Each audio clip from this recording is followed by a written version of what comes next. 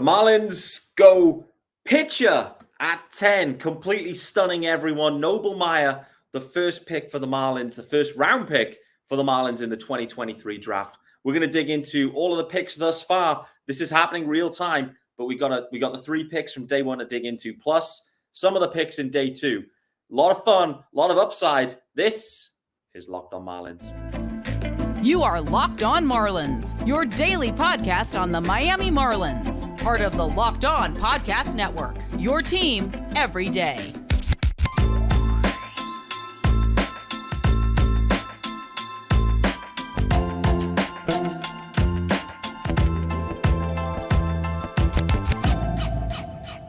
Greetings from England. Welcome to Locked On Marlins. This, of course, is your daily Marlins podcast. I'm your host, Peter Pratt. Hit me up, of course, on Twitter, guys, at Miami Marlins _UK. If you listen to the pod, hit subscribe. I appreciate everyone. This, of course, is your team every day. And thanks for making Locked On Marlins your first listen of the day. There is a YouTube channel, guys. It's called Locked On Marlins. Search it up. Head on over there. Hit subscribe too. Much appreciated. You will see it's Monday's episode. The UK GOAT, Sean Barrett, not in the house. Isaac Shapiro back in the house. Isaac, thanks for joining me again, buddy. How we doing? Hey, Pete, I'm doing good. I would try my British accent, but I fear it's not that strong, so I'm not going to impersonate Sean today. But I'm doing good. You know, Marlins had a great start to the draft, and couldn't really feel much better than that. Yeah, absolutely. We're going to spend a lot of time digging into it because, you know, we yesterday recorded in advance of the draft, thinking about how things could play out. Like you said, I think right at the start, it's like picking a 10, there's so much that can happen. Like there's 9 picks clearly that can happen, that will happen in advance. And thus, those picks will determine the direction the Marlins would go. Everyone expecting that they would be taking a hitter, but they were sat there with a big name pitcher left on the board. And in reality, they end up going down that path. So let's dig into that shortly. But before we do that, this episode is sponsored by our good friends at Sleeper. You can swing for the fences on Sleeper picks, and you could win up to 100 times your money. Download the Sleeper app and use the promo code Locked On, and you'll get up to $100 match on your first deposit. Terms and conditions apply. See Sleeper's terms of use for details. Currently operational in over 30 states. Check out Sleeper today. Okay, more about those guys later on, I'm sure of that. Initial reaction, though, mate, because, you know, you mentioned there's a couple of arms. Noble Meyer, you talked about yesterday, saying that he was definitely a top 10 talent. Probably, you know, you expected him to go maybe to Colorado or would see what the other guys that were, like, leaning to the pitching side. But he was sat there available. There was plenty of other bats available, but the Marlins going for Noble Meyer with their 10th overall pick, their first round pick. Your immediate reaction to that one? I mean, you were probably on the plane, but nevertheless, what was your thoughts when you heard the news? When I saw the news, because I had the stream going on the plane, everything was working great, and then we were about to land. I think when Cincinnati was on the clock, and so my stream went dead. We landed, and I had the tracker up, and I'm refreshing just as the Marlins were about to pick. And when I saw Noble Meyer pop up, you know, on the MLB.com tracker, I was stoked. I was happy, pretty much a sigh of relief. It was half they didn't take Jacob Gonzalez, half they took Noble Meyer. You know, from January when I really started kind of getting into the draft and into draft prospects, Noble Meyer was kind of near the top of my list. I'm kind of thinking, you know, the team can't really develop hitters, but they can develop pitching. So why not take the pitcher, trade for bats? And I mean, once we got close to the draft, you know, we started getting talked up into the bats. And so Meyer kind of started to fall away from my sight, like in front of me. But, you know, he was always one that I was very high on. And so very excited that they were able to land him. Yeah, for sure. From a money perspective, are they expecting to, because we talked about this as well yesterday, thinking maybe they'd go kind of like slightly under slot with their first pick, but potentially just so they could spread around the money. I don't know if it's, you know, known at this point, but is it expected maybe it'll be slightly under slot there with Noble Meyer at 10? It feels like it could be. Yeah, so I'm not exactly sure. I would guess that it would be around slot or maybe even like a hair under. I was kind of Yeah. taking a look at it earlier that unless you're like a top 3 pick in the draft, these high school pitchers, even when you're like top 10, top 12, they do seem to get like a round slot. They never really seem to go way over slot. So it's not something where they're picking him and they're paying like a $1 million premium just to get him. Mm, I think they would probably get him for around the slot value. The real money breaker would be the Thomas White pick at yeah. 35. That's probably where they were saving that money for.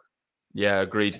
Any concerns? I mean, a high school arm, like there's risk built into that, I guess. You got any concerns? The Marlins going down that pathway, taking the young stud, but I mean, for me, there's just that risk exists. The injury risk exists for pretty much any pitcher these days. Like it doesn't matter, like really what age. Like I don't know if that should be a knock. Like if the talent's there, the upside's there. I think that's what the draft's about. Like shoot your shot, I guess, right? Yeah, I mean, I guess with any high school pitcher, the inherent risk is that there's so much that could go wrong, and they're so young that there is that injury risk. But at the same time, yeah, I mean, Skeens has the injury risk. I mean, any pitcher has the injury risk because they're a pitcher and they're going to do the same thing. They're going to throw the ball, 95 times and start. And I mean, I was trying to, started at like 7 a.m. today. I was trying to find like a hole in his game, like Noble Meyer's game. Yeah. There's no hole other than a potential injury risk because he's a high school pitcher, but he never really had injury concerns, throughout high school. I don't really see much risk here outside of your No. traditional high school risky, prospect. Yeah, absolutely. I must say some of the highlights, like, clearly, right, the pick gets made. I've never seen him pitch ever before personally. Next thing is you got a couple of highlights there, and boy, oh boy, it just looks absolutely filthy. I was blown away by it this morning, to be honest with you. I mean, this dude, I was looking at him thinking, how the hell is this dude only 18? Like, it's insane. I guess we say the same with Uri Perez clearly as well. Like, the fact that Uri's a year and a half, maybe older than him, and he's doing what he's doing at the big leagues. But for Noble Meyer, I was just blown away by the highlights package that I saw. And, the talent is absolutely there, just insane stuff and movement. And, he's got the gas too. Equally, the other thing that really landed with me in the interview, you're looking at his face, you're looking at himself, and you're thinking he looks very young. I mean, I'm nearly 40, so he looks very young. But the voice, he's got some depth in the tone of the voice. So that was, that was impressive too. But just talk to us about Noble Meyer in terms of his, his stuff, his repertoire, et cetera. But from the package, it looks insane. Yeah, I mean, it's an incredibly advanced pitcher. I mean, easily the top high school pitcher in the draft. He might even be the second most talented pitcher in the entire draft after Paul Skeens, who went, as the top pick. The fastball, it's electric. It gets up to 98. You could see he's 6'5". He's going to grow into that body. That it's clearly going to exceed 100 miles an hour. He's going to be pumping 100 within the next couple of years. He pairs that with a elite slider. I mean, a slider, it has it spins over 3,000 RPM, so it's got an incredible spin to it. If you remember, Jackson Jobe was the Tigers 2021 top pick. They picked him, I think, 3rd overall. They pretty much took him because he had that 3,000 RPM spin slider. And so right when we're talking, it's an elite slider by MLB standards. He pairs that with a very good changeup. I think he said that was his 3rd best pitch, but in all the video that's circling around Twitter, I mean, it looks elite. It looks like Uri's changeup. It looks like Edward Cabrera's changeup. I'm pretty sure it's in like the mid 90s. So it kind of has that high speed, high tail type of action to it. And then he does have a curveball, which he says is kind of developing. He's kind of working on. But even that pitch, it also kind of is in that 3,000 RPM spin rate area. And so just a really strong feel to spin the ball, which the Marlins tend to like. They look for those high spin guys. But he pairs that with an incredible pitchability, very mature, a very projectable, body. And so I really struggle to find something negative to say about, something that he can improve on other than just maturing, getting a little bit stronger, maybe harnessing a couple of those pitches a little bit more. I think he said he was working on a cutter too. So that would give him maybe the potential for 5 above average pitches if he can hone in a cutter. He's already got 3+ pitches, which, I mean, it's hard to find that from a high school prospect who's got all that pitchability and maturity. Yeah, no doubt. He spent half an hour with Braxton Garrett. He'd be covered. Like, Braxy just like creating cutters out of nowhere in the middle of the season and then throwing an elite cutter, which is wild. But anyway, we spoke about it yesterday, to be honest with you. Like, I was perfectly comfortable with the Marlins going with an arm in round 1 if there was one of the top arms available. And, frankly, I trust this organization over any organization to develop pitchers in the right way. And, I think the interesting question, we're going to talk about Thomas White shortly as well after the first ad. But I think with those 2 first picks, the interesting conversation and question starts to come around, what this means maybe for the Marlins and the big league club right now as they try to maybe bolster their roster, and what it means for maybe some of those kind of upper minors guys that are already in the system. Like, is this part of a bigger plan for some activity at the deadline where they feel like some of the arms in the system now may be moved as part of some deals to carry on this all-in pathway in 2023 as the Marlins are in the hunt? So we'll talk about that after the ad, but this episode is also brought to you, sponsored by our good friends at BetterHelp. Listen, guys, sometimes in life we're faced with tough choices, and the path forward, it isn't always clear.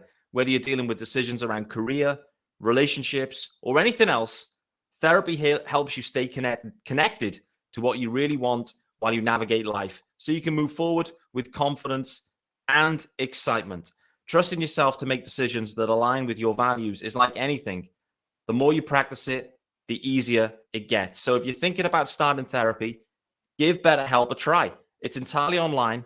It's designed to be convenient, flexible, and suited to your schedule.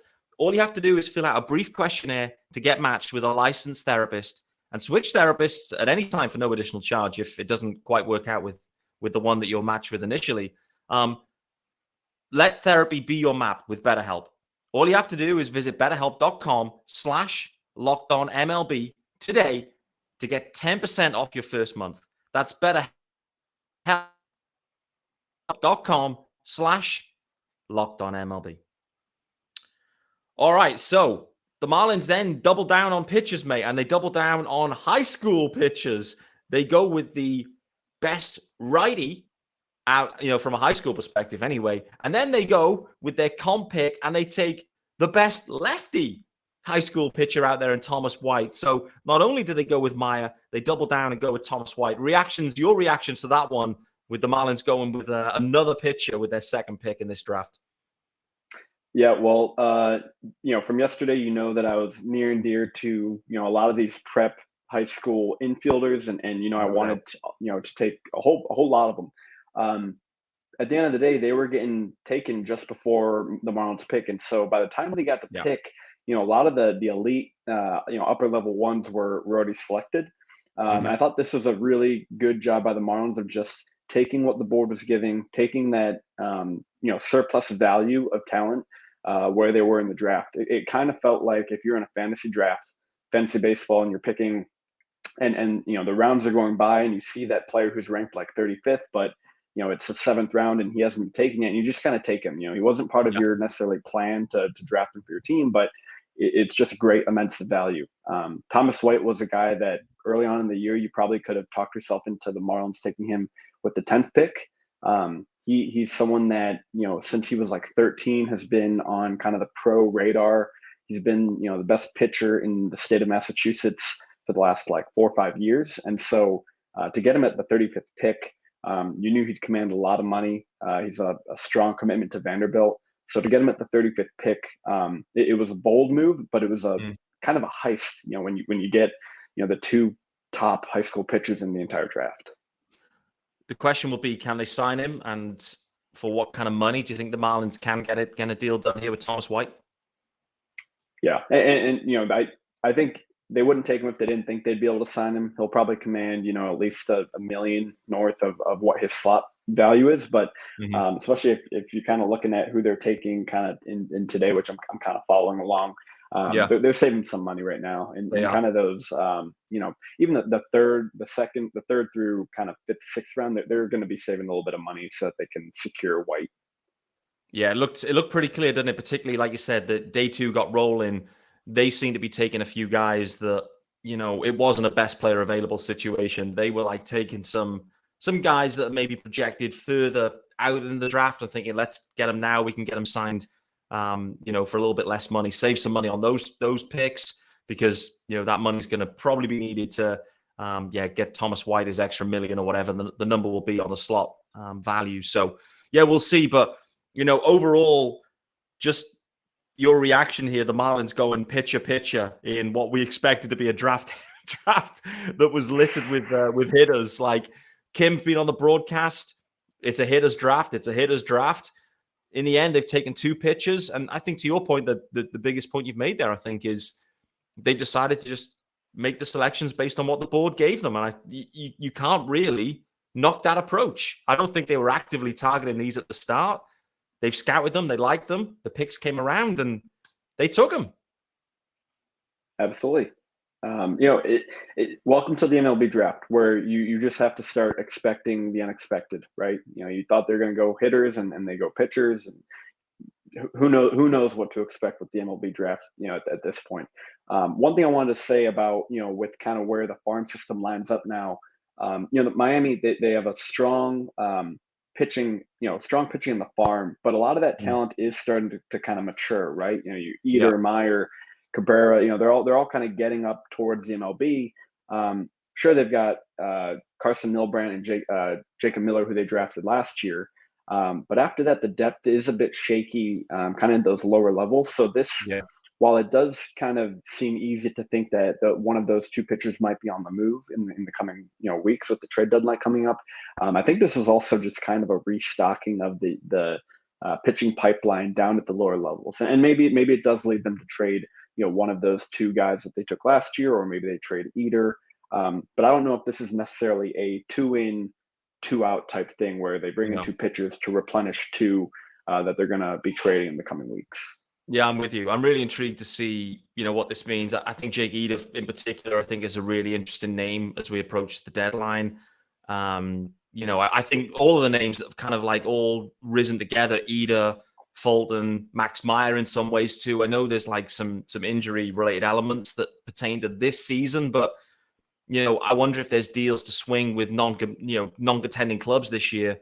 They'd be happy to take like a Max Meyer as part of a big deal. I don't know. So yeah, it's going to be really interesting because the reality is you look at the rotation right now, and the big league rotation, it's so young and controllable at this point. So they've got this conveyor belt like rising to the upper minors, and they've got nowhere really to put them, unless you go, well, Max Meyer, do you want to go and throw the 8th inning where we need, a righty, which I don't think that's the peak of his value. But it'd be great for the Marlins to have that. But I'm really intrigued. I do think, clearly Bruce Sherman calling it out a few days ago in an article with the Heralds that, Kim, the Marlins are buying and Kim's going to have every resource required. And, the Marlins are going to be buyers. And so with that, it's going to mean some talent's going to be leaving from a farm perspective anyway, because I don't think they can deal from the big league roster at this point. Like they absolutely shouldn't be dealing from the big league roster. So yeah, we'll see. They finally take their first hitter, and this profile for me, well, just hearing DJ Svilik talking about it after, he's talking about this guy, corner outfielder, and we'll get him settled at corner outfield, and then maybe we'll think about throwing him in a catcher. So it seemed like a wild defensive profile in Kemp Alderman. What was your take on this one? Again, the consensus around this anyway was like really positive for the Marlins here. Yeah, I mean, my first thought was, my God, is this power immense? I mean, yeah, he wasn't really too much, on my radar too much. I was really focused on these high school guys, maybe kind of the upper level college guys. And so I watched a little bit of his video at the combine. And he was mashing baseballs at the combine. It was easy power, ripping baseballs. And then, watching highlights of him, it just looked the same. It was true 60, 70 power, just, hammering the ball, 110, 115 mile an hour exit velocities. The approach, everything about him, it looked a lot like Pete Alonso. Yeah. Now that would be kind of the ultimate, unbelievable outcome where, we'd have to build DJ a statue, but that's just kind of how it looked. I'm mashing, a big masher who's going to get the ball into the seats and be hitting home runs. I didn't see much about the catching. I'm not really sure if that's something he'll be able to keep doing, in pro ball. I do like the idea of just put him in a corner for now, let him work on the hitting. The last thing that we need to do is try to force a guy into a catching position, diminish his hitting ability, and then all of a sudden your second round pick is just kind of a waste at that point. So let him keep mashing, let him hit. And then once he's kind of got a good feel of pro ball, sure, you can try him behind the plate, and maybe he turns into that kind of what we would expect, like hope Paul McIntosh could be, where, he can actually catch every now and then. Hunter Renfroe type outfielder, cannon arm. I really like this pick after looking into it a little bit more. And it's going to save him a little bit of money too. They'll probably save a hair of what the slot value is for this pick. Yep. Yeah. Interesting. Yeah. Like you said, I saw some of the clips too, and boy, oh boy, he was like, it looked like it was BP or like a home run derby kind of setup. The clip I saw, I don't know, maybe that was the combine, so I guess that makes sense. And yeah, there was some easy pull power that was just insane when he was just launching some balls. I mean, he has got some serious power. Yeah, and it was DJ Svilik after the picks had been made. There was a media session with DJ and Kim, probably a Zoom call, I think it was. But yeah, he mentioned that he'll start in the corners, but they may give him a shot behind the dish. I think he's had a couple of games behind the dish already. So yeah, I mean, to your point, just let him come in and just settle in with the hitting and get that settled, and then worry about the defensive stuff like later down the line. Like fundamentally, the Marlins, if they can get a Pete Alonso stick out of him, then like you said, it's statue season, baby. So yeah, and just one more thing, he's an incredible athlete. To be, I think what is he, 250 pounds, to be that large and be able to catch and throw from the outfield. I mean, you got to be a pretty strong athlete. So it's nice to bring in an athlete who's that large with that much power. If they can get the stick going, then that's going to be a top prospect for him. Yeah, boy, oh boy. I tell you, this whole draft thus far, I mean, the first couple of picks in particular, first 4 or 5, I mean, everyone's 6'5" plus. They've just gone super pumped height. I mean, David Sampson would be like pulling his hair out of this draft. Like, I mean, serious height on these boys. Everyone's 6'3", 4, 5, 6, 7. It's just insane. So, the Marlins have seen the benefit with Yuri Perez, Sean Reynolds, I guess. They realize, like, let's get some big boys in here. So it's one hell of an NBA lineup as well brewing here in Miami. So yeah, we'll see. And I think he could throw like 94 off the mound too. So if they want to pull a Sean Reynolds and he needs to switch to pitching, I think he can pump some gas on the mound. Oh, there we go. What are you till? Like he's it's Ohtani 2.0 they've taken. Happy days. Yeah.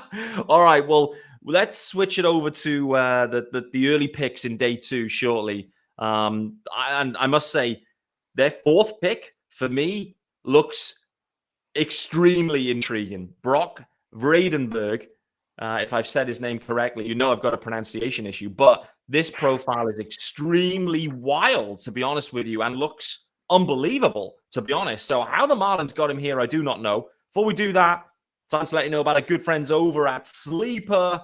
And with the chance to win more money with less picks, head to Sleeper, where you can win up to 100 times your money on just 2 or more fantasy baseball picks. You want to win up that money on daily fantasy baseball, then Sleeper is now offering that max payout, 100 times payout, for up to 8 pick contests. Choose as many as 8 players that you like and pick more or less on your favorite baseball stats like home runs, strikeouts, hits, and more. Get your picks right, and you could win big time. Big time. All you have to do is use the promo code Locked On. It's all one word, and it's in caps, Locked On, and you'll get up to $100 match on your first deposit. Terms and conditions apply. See Sleeper's terms of use for details. Currently operational in over 30 states. Check out Sleeper today. Speaking of sleepers, I think Brock Vredenberg is one hell of a sleeper. I absolutely am blown away by this profile. He looks like he might even have a chance of starting opening day in 24. Like, he looks so polished. He is Garrett Cooper, but with even more power, I think, than Coop, and better defense. I mean, just talk to me about Brock. Was he on your radar before this all got going? He was not really on my radar. He was someone who, I had seen him in the rankings. I had seen him once again at the combine. He was at the combine. Just not really someone I was really thinking about them drafting. But prior to day 2, I thought Noble Meyer, my favorite pick. I absolutely loved the pick. But now, seeing day 2, Brock might be my favorite pick. I mean, you don't often find a 6'7" hitter who can hit, who can make great contact and not really strike out too much. I think he's kind of a more hit over power guy. Kind of surprising coming from a 6'7" guy, but he was the only player in all of college baseball to have contact rate over 80% and a chase rate less than 19%. So it's a guy who's making contact and he's not chasing at all. So just qualities of a good hitter. Clearly being 6'7", you have to think that he comes into a little bit of power too. I think his big knock was that he's not particularly a great first baseman defensively. He's not a great defender. So he's probably a DH kind of guy, maybe a passable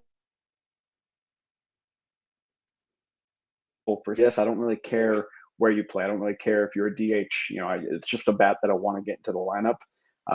So I was very happy with that pick after kind of looking into him a little bit. Real quick, the Marlins did just make another pick. Just kind of funny. They took a guy, Justin Storm, and he's a 6'7" pitcher. So just while we're talking about Brock, they picked a guy who's basically the exact same size in the 7th round. There we go. See, the Marlins are just prioritizing. They have basically they've got the draft, all the attributes, and they've sorted by tallest, and they are just rolling through and taking the tallest dudes out there. Like I said, Uriel Perez, one of the tallest dudes out there, and he absolutely is shoving it at the big league level. So, yeah, I mean, to your point, I love this Brock profile. It looked insane. And just talking about the defense, I mean, boy, oh boy, like the Marlins took Jacob Berry last year in the 1st round, and what was that, 6th overall? And like he had no defense either. So I mean, someone in the 3rd round with this kind of profile and no defense, if that's the only knock, boy, oh boy, we'd take it. Sounds absolutely wild. What about Emmett Olson then? Because this is, I think, where maybe they start to go under slot, I think, is maybe the initial reaction. Like this one, some negative vibes is how I would describe Marlins Twitter. For the guys that know and are following like really closely, a few people saying they really didn't like this one, but I think it may link to the money. But what about Emmett Olson for you? Yeah, so this is kind of where DJ starts to get into his pitchability guys, right? Where I was kind of saying in rounds like 6 through 10, you'll start to see a lot of junior and senior college pitchers who they think they can maybe mold into an MLB starter. This is kind of in the range where Pat Monteverde went, where Brian Hoeing went, Dan Castano maybe a little later, but that kind of mold of pitcher. In Emmett Olson, I see a guy kind of like a Jake Eater type where he can get up to 95 from the left side, kind of a weird slot, arm slot. He's got a good breaking ball, and his kind of his development as a pitcher or a reliever is really going to depend on if he can get that 3rd pitch. Marlins are fantastic with developing a changeup, and so if you need a changeup, the Marlins will give you a changeup. If you're a 2-pitch guy and one of them isn't a changeup, you're a 3-pitch guy now. I don't care. You are a 3-pitch guy. So Emmett Olson, he might be a 2-pitch guy, but in my mind, he is already a 3-pitch guy. When I hear pitchability and I hear like a older guy with pitchability, and the Marlins are taking him, I think that's a perfect fit. So maybe it's a guy where they're saving a few bucks. He's not the highest ranked player. You wanted that prep high school bat. I think I've tweeted 100 times in the last 2 days, get me like this high school bat. At the end of the day, they're looking for major league players, guys that are going to help contribute, guys that are going to add depth to their organization.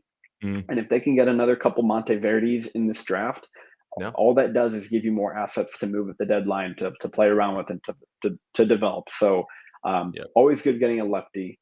Good to get 2 lefties, and let's see how tall he is. He's only he's 6'4". He's only 6'4". But you can if you're a 2-pitch guy and you need a changeup, you're a 3-pitch guy. And so I'm okay with this pick. I'm looking forward to seeing if he can't be a starter, he should at least profile to be a solid reliever. But this could very well be an MLB player. Yeah. Well, there we go. I mean, what more can you want from, fourth round pick, I guess? Like, you getting MLB players, get lefty dudes that can sling it. I mean, Emmett Olson too. When I heard the name, saw he's a lefty, I just immediately thought, I think him and Trevor Rogers are going to get on well. Like, I don't know, like just culturally or something.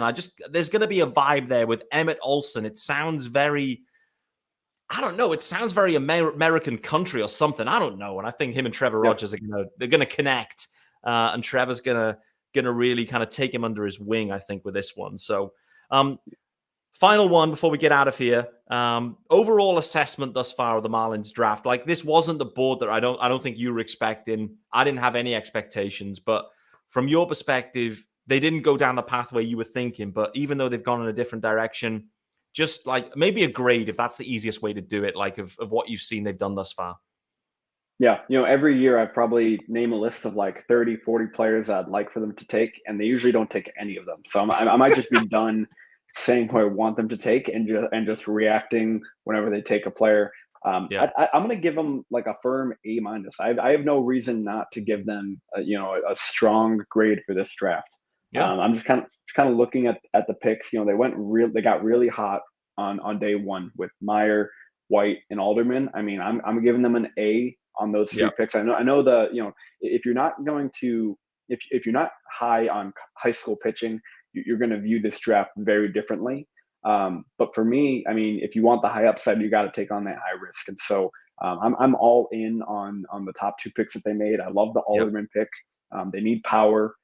Brock Vandenberg, I don't know how they found this guy to take him, but they did it, and it was a great pick. And now we're seeing them just fill the rest of the draft with pitchable pitchers, affordable pitchable guys where they identify a player, this guy could be really good if we maybe help him with this thing or give him a changeup grip. And maybe they can unlock a couple things that will result in a quality MLB pitcher. So I'm giving them an A-. We're going to see how this keeps playing out. From the 8th to 10th round, it's probably going to be more of the same with pitching. I'd watch out for the 11th round. Your bonus pool money covers you from rounds 1 through 10. But after the 10th round, you can actually give a player whatever amount you'd like. I believe it's like 150,000, but this is 11th round is kind of where you can overpay for a high school kid who should have maybe gone higher. Buy them kind of down to that round. So we'll see what they do as we go on, but I've really liked the draft so far. Yeah, good shout. A- feels positive. A lot of people had like the Marlins as an A, I think, after day one in particular. Like they liked what they did. They took the two best high school arms and then a real power threat in Kem Alderman. So, we'll wait to see how it plays out. I do think the interesting knock on is what it means for the deadline. Whether it means anything, it may not mean anything, but I think, it's an interesting one to restock like at the top end with some additional arms. I know there's like clearly some way away, obviously being high school guys, but yeah, I'm like you. From what I've seen, feel excited. That's the best thing as fans coming away feeling excited. I must say with Jacob Berry, that pick last year, I didn't feel excited, to be honest with you. I felt like it was kind of a bit safe and a lot of people weren't that high on that pick. And so, Noble Meyer, I think, is a completely different situation, as is Thomas White, as is Kemp Alderman, to be honest with you. I'd have probably preferred all those three over Jacob Berry. Khalil Watson I felt different about. I love that Khalil Watson pick at the time. But as you know, I'm not a draft expert. I just, now they're in the system. Now I'll start kind of loosely tracking along. But I feel like the Marlins have done well. I feel like people think they've done well too. But it's going to come down to what they can do with Noble Meyer, what they can do with Thomas White. Whether they can tap into that real power of Alderman and, what they can get out of Brock, I guess. Like, he looks real polished, so I'm interested to see. But it's been a lot of fun, Isaac, with a double episode extravaganza, back-to-back days. So I appreciate you, brother. For those that are listening and don't have the graphics to help them, let everyone know where they can get you on Twitter. Make sure they're following Isaac as well. So let them know, mate. Yep. You can follow me at 7toe17, homage to our boy Sixto. We hope he pitches again. We absolutely do, no doubt. I can see Craig Mish already firing up a GIF accordingly based on that final sentence. But Guys, it's been a lot of fun. The draft is still happening as we speak. But as Isaac's already mentioned, I feel like this is DJ Svilik's range now where he's just going to be cooking with pitches. So it's going to be arms galore, and then we'll see what they do after round 10. But thanks for making Locked On Marlins your first listen of the day, guys. I'll be back tomorrow on Tuesday. Sean Barrett, the UK GOAT, is in. So Sean Barrett pushback a day. We're going to be looking backwards at the Philly series and also looking ahead, starting to think about needs heading into the deadline, particularly with maybe some additional ammo for the Marlins to use. So look forward to seeing you then. I'll see you tomorrow.